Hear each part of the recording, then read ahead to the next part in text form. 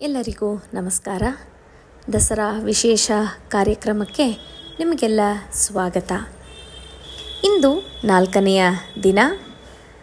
5ನೇ ಶತಮಾನ ಕಾಲಘಟ್ಟದಲ್ಲಿ ಆರ್ಯಾಂಬ ಮತ್ತು ಶಾರದಾಂಬ ಈ ಇಬ್ಬರು ಮಹಿಳೆಯರ ಸಾಧನೆ ಬಗ್ಗೆ ನಮಗೆ ತಿಳಿಸ್ಕೊಡ್ತಾ ಇದ್ದಾರೆ. ಯಾರು ಈ ಇಬ್ಬರು ಮಹಿಳೆಯರು, ಇವರ ಸಾಧನೆಗಳು ಹಾಗೂ ಇವರ ಕೊಡುಗೆ ಏನು ಎಂಬುದನ್ನು ನಾವು ತಿಳಿದುಕೊಳ್ಳೋಣ. ನಮ್ಮ ಜೊತೆ ಇರೋದು ಶ್ರೀಮತಿ ಸೇತುಲಕ್ಷ್ಮಿ ಶೇಷಾದ್ರಿರವರು. ಎಲ್ಲರಿಗೂ ನಮಸ್ಕಾರ. ನವರಾತ್ರಿ ಹಬ್ಬದ ಶುಭಾಶಯಗಳು. ನಮಸ್ತೆ ಶಾರದಾದೇವಿ ಕಾಶ್ಮೀರ ಪುರವಾಸಿನಿ ತ್ವಾಮಹಂ ಪ್ರಾರ್ಥಯೇ ನಿತ್ಯಂ ವಿದ್ಯಾದಾರಂಚ ದೇಹಿಮೆ ಎಂದು ಅಂದಿನಿಂದ ಇಂದಿನವರೆಗೂ ಕೂಡ ವಿಶೇಷವಾಗಿ ವಿದ್ಯಾದಾನವನ್ನು ಕೊಡುತ್ತಾಯಿ ಅಂತ ಪ್ರಾರ್ಥನೆ ಮಾಡ್ಕೊಳ್ತಿರುವಂತಹ ಒಂದು ಸಂದರ್ಭದಲ್ಲಿ 5ನೇ ಶತಮಾನದಲ್ಲಿ ಬಾಳಿ ಬದುಕಿದ್ದಂತಹ ಶಾರದಾ ಮಾತೆಯ ಒಂದು ವಿಶೇಷ ವಿಚಾರಗಳನ್ನು ಇವತ್ತು ತಿಳ್ಕೊಳ್ಳೋಣ. ಶಾರದಾ ಮಾತೆಯ ಮೊದಲನೆಯ ಹೆಸರು ಸರಸವಾಡಿ ಅಂತ ಆಗಿತ್ತಂತೆ. ಏನದು ಸರಸವಾಡಿ ಅಂದ್ರೆ, ತಂದೆ ತಾಯಿಗಳು ಅವಳ ಮಾತಿಗೆ ಮರುಳಾಗಿ, ಅಂದ್ರೆ ಅಷ್ಟು ಚೆನ್ನಾಗಿ ಮಾತಾಡ್ತಾ ಇದ್ಲು, ಮಲ್ಲಿಗೆ ಹೂ ಅರಳಿದ ಹಾಗೆ, ಮುತ್ತು ಪೋಣಿಸಿದ ಹಾಗೆ ಅಂತ ವರ್ಣನೆ ಮಾಡ್ತಾರೆ. ಹಾಗೆ ಮಾತಾಡ್ತಿದ್ರಿಂದ ಅವಳು ಬಹಳ ಪ್ರೀತಿಯಿಂದ ಸರಸವಾಣಿ ಅಂತ ಹೆಸರಿಟ್ಟಂತೆ. ಆಕೆ ಬೆಳೆದು ದೊಡ್ಡವಳಾಗ್ತಿದ್ದ ಹಾಗೆ ಅವಳಿಗೆ ಎಲ್ಲ ವಿದ್ಯೆಗಳನ್ನು ಕಲಿಸ್ಕೊಡ್ಲಾಯಿತು. ಅದು ಶಾರದಾದೇವಿಗೆ ಬಾಲ್ಯದಲ್ಲಿ ನ್ಯಾಯ, ವೈಶೇಷಿಕ, ಸಾಂಖ್ಯ, ಯೋಗ, ಪೂರ್ವ ಮೀಮಾಂಸಾ, ಉತ್ತರ ಮೀಮಾಂಸಾ ಇವುಗಳೆಲ್ಲವೂ ಪಾಂಡಿತ್ಯವನ್ನು ಪಡೆಯೋದಕ್ಕೆ ಅವಕಾಶ ಆಯಿತು. ಆಕೆ ಬೆಳೆದಂತೆ ತಂದೆ ತಾಯಿಗಳು ನಡೆಸುತ್ತಿದ್ದಂತಹ ಗುರುಕುಲದಲ್ಲಿ ತಾನು ಕೂಡ ಭಾಗವಹಿಸಿ ಅನೇಕ ವಿದ್ಯಾರ್ಥಿಗಳಿಗೆ ಪಾಠವನ್ನು ಕಲಿಸ್ತಾ ಇದ್ದೆ. ಆನಂತರ ಆಕೆಯ ಪಾಂಡಿತ್ಯವನ್ನು ಕಂಡಂತಹ ವಿದ್ವಾಂಸರುಗಳೆಲ್ಲ ಬೆರಗಾಗಿ ಈಕೆ ಸಾಮಾನ್ಯಳಲ್ಲ, ಉಭಯ ಭಾರತೀ ದೇವಿ ಅಂದ್ರೆ ಎಲ್ಲ ಬಗೆಯ ಅದನ್ನು ಕೂಡ ಆಧ್ಯಾತ್ಮಿಕ ವಿಚಾರಗಳು ತಿಳಿದಂತಹ ಮಹಾಶಕ್ತಿ ಸ್ವರೂಪಿಣಿ ಅಂತ ಹೇಳಿ ಕೊಂಡಾಡ್ತಾ ಇದ್ರಂತೆ. ಹೀಗೆ ಈಕೆಯ ಆಮೇಲೆ ವಯಸ್ಸಿಗೆ ಬಂದ ಮೇಲೆ ಆಕೆಯನ್ನು ಮಂಡನ ಮಿಶ್ರರೆಂಬ ವರನಿಗೆ ಕೊಟ್ಟು ವಿವಾಹವನ್ನು ಮಾಡ್ತಾರೆ. ಮಂಡನ ಮಿಶ್ರರು ಸಹ 2 ಸಂತತಿಯಲ್ಲಿ ಬೇರೆ ಬೇರೆ ಸಂತತಿ ಅಂತ ಬಂದಿದ್ರಿಂದ ಅವರಿಗೆ ಮಂಡನ ಮಿಶ್ರ ಅಂತ ಹೆಸರಾಯಿತು ಅಂತ ಹೇಳ್ತಾರೆ. ಅವರು ಕೂಡ ಪ್ರಕಾಂಡ ಪಂಡಿತರಾಗಿದ್ರು. ಆ ಪಂಡಿತರನ್ನು ಸೇರಿದಂತಹ ಈ ಶಾರದಾದೇವಿ ಕೂಡ ಅವರ ಒಂದು ಆಧ್ಯಾತ್ಮಿಕ ಕಾರ್ಯಗಳಲ್ಲಿ ತಾನು ಕೂಡ ಕೈ ಜೋಡಿಸಿ ಗುರುಕುಲಾಶ್ರಮವನ್ನು ನಡೆಸ್ತಾ ಬಹಳ ಹೆಸರುವಾಸಿಯಾಗಿ ಸುತ್ತಮುತ್ತ ಇದ್ದಂತಹ ಎಲ್ಲ ರಾಜ್ಯಗಳಿಂದಲೂ ಕೂಡ ಅಲ್ಲಿಗೆ ಬಂದು ವಿದ್ಯಾರ್ಥಿಗಳು ಕಲಿತಾ ಇದ್ರಂತೆ. ಈಗ ಪಾಕ ಆಕ್ರಮಿತ ಕಾಶ್ಮೀರ ಆಗೋಗಿದೆ ಅಲ್ಲಿಗ. ಅವಾಗ ಅದು ದೊಡ್ಡ ಗುರುಕುಲ ಆಶ್ರಮವಾಗಿತ್ತದು. ಇಂಥ ಸಂದರ್ಭದಲ್ಲಿ ಶಂಕರಾಚಾರ್ಯರು ದಕ್ಷಿಣ ಭಾಗದಿಂದ ಬಂದರು. ಅವರು ಕೂಡ ಪ್ರಕಾಂಡ ಪಂಡಿತರಾಗ್ಬಿಟ್ಟು 16ನೇ ವಯಸ್ಸಿಗೆ ಅವರಿಗೆ ಬೇಕಾದಂಥ ಜ್ಞಾನ ಲಭಿಸಿ ಹೋಗಿತ್ತು. ಅವರು ಕೂಡ ಈ ಒಂದು ಸರ್ವಜ್ಞ ಪೀಠ ಇದ್ದಂತಹ ಜಾಗದಲ್ಲಿ ದಕ್ಷಿಣ ಭಾಗದ ಬಾಗಿಲು 4 ಬಾಗಿಲುಗಳು ಇದ್ದ ಕಡೆ ದಕ್ಷಿಣ ಭಾಗದ ಬಾಗಿಲು ತೆಗೆದಾಗ ಅಲ್ಲಿ ಹೋಗಿ ಸರ್ವಜ್ಞ ಪೀಠ ಏರೋದಕ್ಕೆ ಅವಕಾಶವೇ ಯಾರಿಗೂ ಆಗಿರಲಿಲ್ಲ ಅಂತಂದ್ಬಿಟ್ಟು ಹಾಗೆ ಇತ್ತು. ಅದನ್ನು ತಿಳಿದಂತಹ ಬಾಲಶಂಕರರು ಕೇವಲ ಅವ್ರಿಗೆ 16ನೇ ವಯಸ್ಸು ಅಲ್ಲಿಗೆ ಬಂದರು.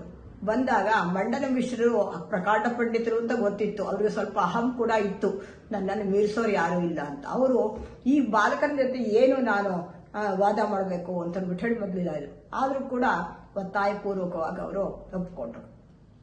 ಶಾರದಾ ಮಾತೆ ಮತ್ತು ಮಂಡನ ಮಿಶ್ರರು ವಾಸಿಸುತ್ತಿದ್ದಂತಹ ಸ್ಥಳಕ್ಕೆ ಶಂಕರಾಚಾರ್ಯರು ಬಂದಾಗ ವಾದಕ್ಕೆ ಸಿದ್ಧವಾಗಿದ್ದೀನಿ ಅಂತಂದ್ಬಿಟ್ಟು ಹೇಳಿದಾಗ ಮೊದಲು ಸ್ವಲ್ಪ ಅಸಡ್ಡೆಯಿಂದಲೇ ಕಂಡವರು ಕೂಡ ಹೇಗಾದರೂ ಮಾಡಿ ವಾದನ್ನ ಮಾಡ್ತೀನಿ ಅಂತ ಹೇಳ್ತಿರ್ಬೇಕಾದ್ರೆ ನೋಡೋಣ ಅಂತಂದ್ಬಿಟ್ಟು ಹೇಳಿ ಕೂತ್ಕೊಂಡು, ಇದಕ್ಕೆ ಮಂಡನ ಮಿಶ್ರರು ಮತ್ತು ಶಂಕರಾಚಾರ್ಯರು ವಾದ ಪ್ರತಿವಾದಗಳನ್ನು ಮಾಡುವಾಗ ಇದಕ್ಕೆ ಒಬ್ಬರು ಅಧ್ಯಕ್ಷ ಸ್ಥಾನಕ್ಕೆ ಬೇಕು. ಯಾರು ಅಧ್ಯಕ್ಷ ಸ್ಥಾನಕ್ಕೆ ಅರ್ಹರು ಅಂದಾಗ ಎಲ್ಲರೂ ಕೂಡ ಶಾರದಾ ಮಾತೆ ಉಭಯ ಭಾರತೀ ದೇವಿಯೇ ಇದಕ್ಕೆ ಸಮರ್ಥಳು ಅಂತ ಹೇಳಿ ಪ್ರತಿಪಾದನೆ ಮಾಡಿದ್ರು ಎಲ್ಲರೂ. ಆ ಉಭಯ ಭಾರತೀ ದೇವಿ ಏಕೆಂದ್ರೆ ಮಂಡನ ಮಿಶ್ರರು ಪೂರ್ವ ಮೀಮಾಂಸದಲ್ಲಿ ಪ್ರಕಾಂಡ ಪಂಡಿತರು, ಇವರು ಶಂಕರಾಚಾರ್ಯರು ಉತ್ತರ ಮೀಮಾಂಸದಲ್ಲಿ ಪ್ರಕಾಂಡ ಪಂಡಿತರು. ಯಾವುದು ಹೆಚ್ಚು ಯಾವುದು ಕಡಿಮೆ ಅಂತ ತೀರ್ಮಾನ ಮಾಡಬೇಕಾದ್ರೆ ಎರಡೂ ಮೀಮಾಂಸಗಳಲ್ಲಿ ಪರಿಣಿತಳಾಗಿದ್ದಂಥ ಉಭಯ ಭಾರತೀ ದೇವಿಯೇ ಸಮರ್ಥಳು ಅಂತ ತೀರ್ಮಾನ ಮಾಡಲಾಯಿತು. ಉಭಯ ಭಾರತೀ ದೇವಿ ತಾನು ಕೂಡ ಒಪ್ಪಿಕೊಂಡು, ಶಂಕರಾಚಾರ್ಯರು ಕೂಡ ಅದಕ್ಕೆ ಯಾವ ಒಂದು ಪ್ರತಿರೋಧವನ್ನು ವ್ಯಕ್ತಪಡಿಸಲಿಲ್ಲ. ಯಾಕೆಂತಂದ್ರೆ ಆಕೆಯ ಪಾಂಡಿತ್ಯದ ಬಗ್ಗೆ ಅವ್ರಿಗೂ ಕೂಡ ತಿಳುವಳಿಕೆ ಇತ್ತು. 2 ಹೂಮಾಲೆಗಳನ್ನು ತಂದು ಇಬ್ಬರಿಗೂ ಕೊಟ್ಟು, ಈ ಮಾಲೆ ಯಾರ ಕೊರಳಲ್ಲಿ ಬೇಗ ಬಾಳುತ್ತೋ ಅವರು ಒಂದು ಪರಾಜಿತರಾದವರು ಅಂತನ್ಬಿಟ್ಟು ಹೇಳಿ ಅನ್ಕೊಂಡ್ರು. ಹೀಗೆ ವಾದ ಪ್ರತಿವಾದಗಳು ನಡೆಯಿತು. ಶಂಕರಾಚಾರ್ಯರು ಮತ್ತು ಮಂಡನ ಮಿಶ್ರರು ಮಾಲಿಕೆಗಳನ್ನು ಧರಿಸಿ ವಾದ ಪ್ರತಿವಾದಕ್ಕೆ ಸಿದ್ಧರಾದರು. ಅನೇಕ ದಿನಗಳವರೆಗೆ ವಾದ ಪ್ರತಿವಾದಗಳು ನಡೀತಾ ಇತ್ತು. ಆಗ ಇವರು ಮಂಡನ ಮಿಶ್ರರು ಹಾಕಿದ್ದ ಮಾಲೆ ಬಾಳಿ ಹೋಯಿತು. ಆವಾಗ ಅವ್ರು ಪರಾಜಿತರಾದರು ಅಂತನ್ಬಿಟ್ಟು ಹೇಳಿ ಅನ್ಕೊಂಡು, ಆಗ ಶಾರದಾದೇವಿ ತಾನು ಕೂಡ ಒಂದು ಪ್ರಶ್ನೆಯನ್ನು ಕೇಳ್ತಾಳೆ. ಯಾಕೆಂದ್ರೆ ಬಾಲಶಂಕರರು ಬಾಲ ಸನ್ಯಾಸಿ ಅವರು, ಅವರನ್ನ ಸಿಕ್ಸ್ ಹಾಕಬೇಕು ಅಂತನ್ಬಿಟ್ಟು ಹೇಳಿ ಕಾಮಶಾಸ್ತ್ರದ ಬಗ್ಗೆ ಪ್ರಶ್ನೆಗಳನ್ನು ಕೇಳ್ತಾಳೆ. ಶಂಕರಾಚಾರ್ಯರು ಅದಕ್ಕೆ ಸೋಲನ್ನು ಒಪ್ಪಿಕೊಳ್ಳದೆ ಅವರು ಕೆಲವು ದಿನಗಳ ಅವಧಿಯನ್ನು ತೆಗೆದುಕೊಂಡು ಆ ಅವಧಿಯಲ್ಲಿ ಪ್ರಯತ್ನ ಪೂರ್ವಕವಾಗಿ ಅವರು ಅನೇಕ ಪರಕಾಯ ಪ್ರವೇಶವನ್ನು ಮಾಡಿ ಆ ಒಂದು ಶಾಸ್ತ್ರದ ಬಗ್ಗೆ ಕೂಡ ಅವಳು ಕೇಳಿದ ಪ್ರಶ್ನೆಗಳಿಗೆ ಸಮರ್ಥವಾದ ಉತ್ತರವನ್ನ ಕೊಡ್ತಾರೆ. ಆ ಸಮರ್ಥವಾದ ಉತ್ತರವನ್ನು ಕೊಟ್ಟ ಮೇಲೆ ಶಾರದಾದೇವಿ ಕೂಡ ಒಪ್ಕೊಳ್ತಾರೆ. ಒಪ್ಕೊಂಡ್ಬಿಟ್ಟು ಅವ್ರು ಹೇಳ್ತಾರೆ, ಯಾರು ಸೋತರು ಯಾರು ಗೆದ್ರು ಅಂತ ಹೇಳಿಲ್ಲ. ಮಂಡನ ಮಿಶ್ರರು ಹೇಳಿದ್ರು, ನಾನು ಏನಾದರೂ ವಾದದಲ್ಲಿ ಸೋತರೆ ಸನ್ಯಾಸಿ ಆಗ್ತೀನಿ ಅಂತನ್ಬಿಟ್ಟು. ಇವರು ಶಂಕರಾಚಾರ್ಯ ನಾನು ಸನ್ಯಾಸಾಶ್ರಮವನ್ನು ಬಿಡ್ತೇನೆ ಅಂತ ಹೇಳಿದ್ರು. ಯಾವಾಗ ಅವರು ಎಲ್ಲ ಪ್ರಶ್ನೆಗಳಿಗೆ ಪತಿ ಪತ್ನಿಯರು ಕೇಳಿದ ಪ್ರಶ್ನೆಗಳಿಗೆಲ್ಲ ಉತ್ತರವನ್ನು ಕೊಟ್ಟರೋ ಆಗ ಶಾರದಾದೇವಿಯವರು ಒಂದೇ ಮಾತಿನಲ್ಲಿ ಹೇಳ್ತಾರಂತೆ, ಇಬ್ಬರೂ ಭಿಕ್ಷಕ್ಕೆ ನಡೆಯಿರಿ ಅಂತ. ಮೊದಲೆಲ್ಲ ಭೋಜನಕ್ಕೆ ಬನ್ನಿ ಅಂತ ಕರೀತಾ ಇದ್ರಂತೆ ಪತಿಯನ್ನ, ಬಾಲ ಸನ್ಯಾಸಿ ಶಂಕರನ್ನ ಭಿಕ್ಷಕ್ಕೆ ಬನ್ನಿ ಅಂತ ಈಗ ಇಬ್ಬರೂ ಭಿಕ್ಷಕ್ಕೆ ಬನ್ನಿ ಅಂತ ಹೇಳಿದ್ರು. ಹೀಗೆ ಅವರು ಒಂದು ನ್ಯಾಯವಾದ ರೀತಿಯಲ್ಲಿ ತೀರ್ಮಾನವನ್ನು ಕೊಟ್ಟು ಒಪ್ಪಿಕೊಂಡರು. ಆ ನಂತರ ಮಂಡನ ಮಿಶ್ರರು ಕೂಡ ಶಂಕರಾಚಾರ್ಯನ ಹಿಂಬಾಲಕರಾಗಿ ಸನ್ಯಾಸಾಶ್ರಮವನ್ನು ಸ್ವೀಕರಿಸಿದರು. ಮಂಡನ ಮಿಶ್ರರು ಸೋಲೊಪ್ಪಿಕೊಂಡು ಸನ್ಯಾಸಾಶ್ರಮವನ್ನು ಸ್ವೀಕರಿಸ್ತಾರೆ. ಪತ್ನಿ ಶಾರದಾದೇವಿ ಕೂಡ ಅವರು ಅದನ್ನು ವ್ಯವಸ್ಥೆಯನ್ನು ಮಾಡಬೇಕು, ಇದ್ದಕ್ಕಿದ್ದ ಹಾಗೆ ಹೊರಡೋದಕ್ಕೆ ಸಾಧ್ಯ ಇಲ್ಲ ಅಂತ ಹೇಳಿ ಗುರುಕುಲಾಶ್ರಮ ನಡೆಸೋದಕ್ಕೆ ಬೇರೆಯವರಿಗೆ ವಹಿಸಿಕೊಟ್ಟು ತಾವು ಕೂಡ ಹೊರಡ್ತಾರೆ. ಹೀಗೆ ಆ ಒಂದು ತಮ್ಮ ಸಾಮರ್ಥ್ಯದಿಂದ ಎಷ್ಟು ಚೆನ್ನಾಗಿ ತಮ್ಮ ಒಂದು ಪ್ರತಿಭೆಯನ್ನ ತೋರಿಸಿದ್ರು ಅಂತ ಅನ್ನೋದನ್ನು ನಾವು ಈ ಸಂದರ್ಭದಲ್ಲಿ ನೆನಪಿಸ್ಕೋಬೇಕು.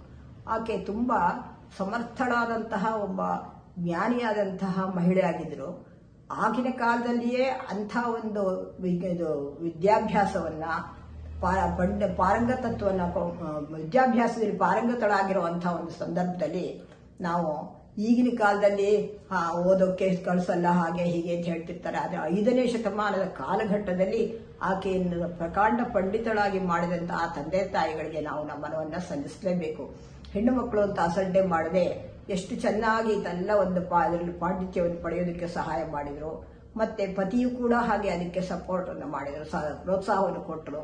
ಹೀಗೆ ಶಾರದಾಂಬೆಯ ಜೀವನ ಚರಿತ್ರೆಯಿಂದ ನಮ್ಗೆ ತಿಳಿದು ಬರೋ ಅಂಶ ಏನಂತಂದ್ರೆ, ಆ ಕಾಲಘಟ್ಟದಲ್ಲಿಯೂ ಕೂಡ ವಿಶೇಷವಾಗಿ ಹೆಣ್ಣು ಮಕ್ಕಳಿಗೆ ವಿದ್ಯಾಭ್ಯಾಸಕ್ಕೆ ಪ್ರೋತ್ಸಾಹ ಸಿಗ್ತಾ ಇತ್ತು. ಮತ್ತು ಅಷ್ಟೇ ಸಮರ್ಥವಾಗಿ ಪುರುಷರಿಬ್ಬರ ನಡುವೆ ನಡೆದ ವಾಗ್ವಾದವನ್ನು ಒಂದು ಅಧ್ಯಕ್ಷ ಸ್ಥಾನದಲ್ಲಿ ಕುಳಿತು ನ್ಯಾಯ ತೀರ್ಮಾನವನ್ನು ಕೊಟ್ಟಂತ ಆಕೆಯ ಪ್ರತಿಭೆ ನಿಜವಾಗಿಯೂ ಅತ್ಯದ್ಭುತವಾದದ್ದು, ಅಮೋಘವಾದದ್ದು ಅಂತ ನಾವು ತಿಳ್ಕೊಳ್ಬಹುದು. ಹೀಗೆ ಆ ಶಾರದಾದೇವಿಯ ಜೀವನ ಎಂದಿಗೂ ಎಂದೆಂದಿಗೂ ಕೂಡ ನಮಗೆ ಮಾರ್ಗದರ್ಶನವಾಗಿದೆ ಮತ್ತು ದಾರಿದೀಪವಾಗಿದೆ ಅಂತಂದ್ಬಿಟ್ಟು ತಿಳ್ಕೊಳ್ಬಹುದು. ಮತ್ತೆ ಇನ್ನೊಂದು ವಿಚಾರ ಏನಂದ್ರೆ, ಶಂಕರಾಚಾರ್ಯರ ತಾಯಿ ಆರ್ಯಾಂಬ, ಆಕೆ ಕೂಡ ಸಾಮಾನ್ಯ ಹೆಂಗಸು. ಆದ್ರೆ ಸಾಮಾನ್ಯ ಹೆಂಗಸಾದ್ರೂ ಕೂಡ ಶಂಕರಾಚಾರ್ಯರ ಬಾಲ್ಯ ಜೀವನದಲ್ಲಿ ಅವರ ತಂದೆ ಕೂಡ ಗುರುಕುಲವನ್ನು ನಡೆಸ್ತಾ ಇದ್ರಂತೆ. ಎಷ್ಟು ಚೆನ್ನಾಗಿ ಯೋಚನೆ ಮಾಡಿದ್ರೆ, ಮಗನನ್ನ ತಂದೆಯ ಗುರುಕುಲಕ್ಕೆ ಕಳಿಸಿಬಿಟ್ರೆ ಅಜ್ಜಿ ತಾತನ ವ್ಯಾಮೋಹದಿಂದ ವಿದ್ಯೆಯನ್ನು ಕಲಿಯುತ್ತಾನೋ ಇಲ್ವೋ ಎಂಬ ಅನುಮಾನದಿಂದ ಬೇರೆ ಕಡೆ ವಿದ್ಯಾಭ್ಯಾಸವನ್ನು ಮಾಡೋದಕ್ಕೆ ಕಳಿಸ್ಕೊಟ್ಟಿರ್ತಾರೆ. ಆಕೆಯ ಸೂಕ್ಷ್ಮ ಬುದ್ಧಿ ಇವೆಲ್ಲವನ್ನು ನೋಡಿದ್ರೆ ಆಕೆ ಎಂತಹ ಒಂದು ವಿಶಾಲವಾದ ಮನಸ್ಸನ್ನ, ಒಂದು ಮುಂದಾಲೋಚನೆಯನ್ನು ಇಟ್ಕೊಂಡು ಮಗನನ್ನ ಬೆಳೆಸಿದ್ರು ಅಂತ ಅನ್ನೋದು ಗೊತ್ತಾಗುತ್ತೆ. ಶಂಕರರು ಅಷ್ಟೇ ತಾಯಿಯ ಬಗ್ಗೆ ವಿಶೇಷವಾದಂತಹ ಗೌರವ ಪ್ರೀತಿಯನ್ನು ಹೊಂದಿದ್ದಂಥವರು. ತಾಯಿಯ ಸ್ಥಾನಕ್ಕೆ ಅನುಕೂಲವಾಗಲಿ ಅಂತಂದ್ಬಿಟ್ಟು ಹೇಳಿ ಪ್ರಾರ್ಥನೆ ಮಾಡಿ ಪೂರ್ಣಾ ನದಿಯನ್ನ ತಮ್ಮ ಮನೆಯ ಬಾಗಿಲಿಗೆ ತಿಳಿಸ್ಕೊಟ್ಟಂಥವ್ರು. ಈಗ ಆರ್ಯಾಂಬ ಜೀವನ ಒಂದು ಅದ್ಭುತವಾದ ಚರಿತ್ರೆ. ಆ ಶಂಕರರ ಬಾಲ್ಯದಲ್ಲಿ ತಂದೆಯನ್ನು ಕಳೆದುಕೊಂಡರೂ ಕೂಡ ತಾಯಿ ಆತನಿಗೆ ಸನ್ಯಾಸ ತಗೊಳ್ಳೋದಕ್ಕೆ ಮೊದಲು ಒಪ್ಪದೇ ಇದ್ರು ಕೂಡ ಆಮೇಲೆ ಅನುಮತಿಯನ್ನು ಕೊಟ್ಟರು ಮತ್ತು ಮಗ ಪ್ರಕಾಂಡ ಪಂಡಿತನಾಗಿ ಬೆಳೆಯೋದಕ್ಕೆ ಅವಕಾಶವನ್ನ ಮಾಡಿಕೊಟ್ರು. ನನ್ನನ್ನು ನೋಡ್ಕೊಂಡು ನೀನು ಇಲ್ಲೇ ಇರು ಅಂತ ಅಂದ್ಬಿಟ್ಟು ಹೇಳಿದಿದ್ರೆ ಶಂಕರರು ಇಷ್ಟು ಪ್ರಖ್ಯಾತರಾಗ್ತಿದ್ರೋ ಇಲ್ವೋ ಗೊತ್ತಿಲ್ಲ. ಹಾಗೆ ಆಧ್ಯಾತ್ಮ ಜೀವನದಲ್ಲಿ ಶಂಕರರು ಮುಂದುವರಿಸೋದಕ್ಕೆ ತಾಯಿ ಆರ್ಯಾಂಬ ಜೀವನ ಕೂಡ ಬಹಳ ಆದರ್ಶಪ್ರಾಯವಾದದ್ದು ಅಂತ ಅಂದ್ಬಿಟ್ಟು ಹೇಳ್ಬೋದು. ಅವರು ಕೃಷ್ಣನ ದೇವಸ್ಥಾನಕ್ಕೆ ದಿನ ಹೋಗ್ತಾ ಇದ್ರು, ಬರ್ತಾ ಇದ್ರು. ಮತ್ತೆ ಅಲ್ಲಿ ವಿಶೇಷವಾಗಿ ಅವರು ಮಗನ ಒಂದು ಏಳಿಗೆಗೋಸ್ಕರ ಪ್ರಾರ್ಥನೆ ಮಾಡ್ತಾ ಇದ್ರಂತೆ. ಹೀಗೆ ಮಗನನ್ನು ದೂರ ಕಳಿಸಿದ್ರು. ಅಂದಿನ ಕಾಲದಲ್ಲಿ ಬರೀ ಕಾಲ್ನಡಿಗೆಯಲ್ಲಿ ಹೋಗುವಂತಹ ಕಾಲದಲ್ಲಿ ಕೂಡ ಅವರು ವಿಶೇಷವಾಗಿ ಮಗನಿಗೆ ಅನುಕೂಲವಾಗಲಿ, ಯಾವ ತೊಂದರೆಗಳು ಆಗದಿರಲಿ ಅಂತ ದಿನಾ ಕೃಷ್ಣನ ದೇವಸ್ಥಾನಕ್ಕೆ ಹೋಗಿ ಪ್ರಾರ್ಥನೆ ಮಾಡಿ ಬರ್ತಾ ಇದ್ರಂತೆ. ಇವತ್ತಿಗೂ ಕೂಡ ಕಾರಟಿಯಲ್ಲಿ ಅವರ ಒಂದು ಸಮಾಧಿ ಇದೆ. ನಾವು ಕಾರಟಿಗೆ ಹೋಗಿದ್ದಾಗ ಆ ತಾಯಿಯ ಸಮಾಧಿಯನ್ನು ನೋಡಿ ನಿಜವಾಗ್ಲೂ ಕೂಡ ಕಣ್ಣು ತುಂಬಿ ಬಂತು. ಅಂಥ ಒಬ್ಬ ಲೋಕೋತ್ತರವಾದ ಮಗಳನ್ನು ಕೊಟ್ಟಂತಹ ತಾಯಿಗೆ ನಮಸ್ಕರಿಸಿ ನಾವು ಶ್ರದ್ಧಾಪೂರ್ವಕ ನಮನಗಳನ್ನು ಸಲ್ಲಿಸಿದೆವು. 5ನೇ ಶತಮಾನದ ಕಾಲಘಟ್ಟದಲ್ಲಿ ಆರ್ಯಾಂಬ ಮತ್ತು ಶಾರದಾಂಬ ಇವರಿಬ್ಬರು ಬಹಳ ಅದ್ಭುತವಾದ ಮಹಿಳೆಯರು. ಒಬ್ಬರು ಆಧ್ಯಾತ್ಮ ಜ್ಞಾನವನ್ನು ಪಡೆಯೋದಕ್ಕೆ ಮಗನನ್ನ ಪ್ರೋತ್ಸಾಹಿಸಿ ಕಳಿಸಿದ್ರು. ಇನ್ನು ಶಾರದಾಂಬ ಆ ಒಂದು ಅಧ್ಯಾತ್ಮದಲ್ಲೇ ವಿಶೇಷವಾದ ಪರಿಣತಿಯನ್ನ ಪಡೆದಿದ್ದಂಥವರು. ಹೀಗೆ ಈ ಇಬ್ಬರು ಮಹಿಳೆಯರು ಕೂಡ ನಮಗೆ ಬಹಳ ಆದರ್ಶಪ್ರಾಯವಾಗಿ ನಿಲ್ತಾರೆ ಮತ್ತು ಅವರ ಜ್ಞಾನ, ಅವರ ಒಂದು ಆತ್ಮಶಕ್ತಿ, ಆತ್ಮಬಲ, ಸಂಪತ್ತು ಇವೆಲ್ಲವೂ ಕೂಡ ನಮಗೆ ವಿಶೇಷವಾಗಿ ಕಂಡು ಬರುತ್ತೆ.